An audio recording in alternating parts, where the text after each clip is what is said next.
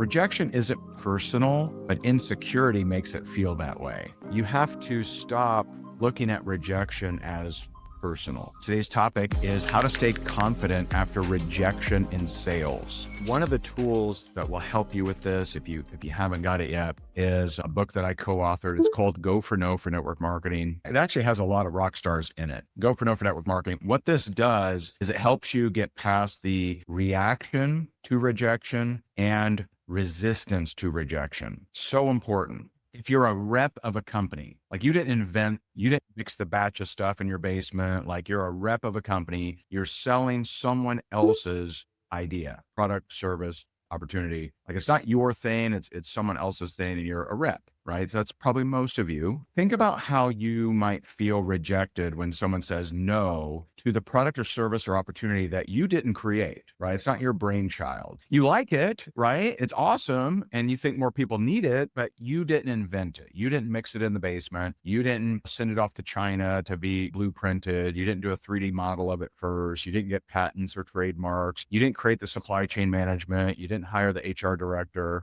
right? You're a rep of a company. I want you to just think about rejection. If someone's rejecting the product, service, or opportunity that I represent, how many of you know C.S. Lewis, right? You ever heard of him? He's the guy who did the Chronicles of Narnia. I think he went from like atheist to a very famous Christian, wrote a lot of Christian stuff. He was rejected over 800 times. Now, he was not a rep of a company. It was his ideas. He's trying to publish a book, 800 rejections. How many of you have heard of Jack Canfield? And I'm very grateful for Jack. Jack did an amazing testimonial for my Time, Money, Freedom book. I'm very grateful for him. Super cool. Jack Canfield and Mark Victor Hansen, they wrote a little book called Chicken Soup for the Soul. And this was like their brainchild, right? This was their baby. This is the thing that they loved. They were rejected 144 times. Anyone ever heard of a book called Gone with the Wind? 38 rejections. Anyone heard of Dr. Seuss? Theodore Geisel, or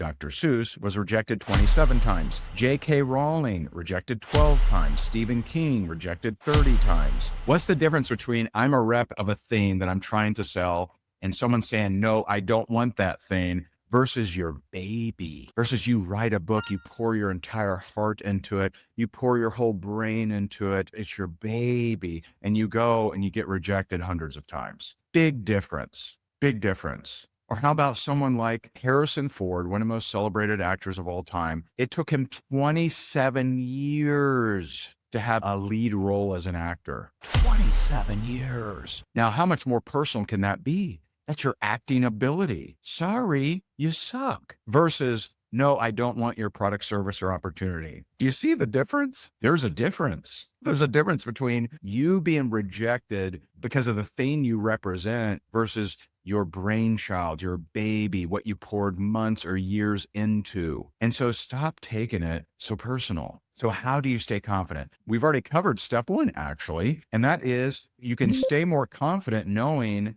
that complete celebrities and rock stars have been rejected more than you. They've just had more rejection than you. That's it. If they got rejected and it was their baby, they put all their effort into it. They weren't representing a product or a rep or a service or an opportunity or a company. They were representing themselves and their idea. And they got rejected. Maybe it's okay. Maybe it's all right. Maybe it's okay for us to hear no. I like what Jim Rohn said, and it applies to so many situations, and that is, don't wish for things to be easier, wish for you to be better. Don't wish for things to be easier, wish for you to be better. Only if you're insecure do you take rejection personally. Step one is realizing that people have either screwed up, haven't been perfect, or been rejected a whole lot more than you. So get over it. Just cut it out. So what? One of my friends, Mike Dillard, someone asked him, hey, Mike, when should I reach out to my friends and family? And he's a marketer, right? And so he never taught that method, but his answer was perfect. His answer was when you don't care if they sign up or not. See, you have to be addicted to your activity, not their response, or else you're going to end up being toxic. You're going to end up burning out. You're going to end up beating yourself up. You're going to end up feeling like crud. One of the reasons that any of you even know who I am is because I got more rejection than you did. I went for 20 no's a day. I talk about this in the book.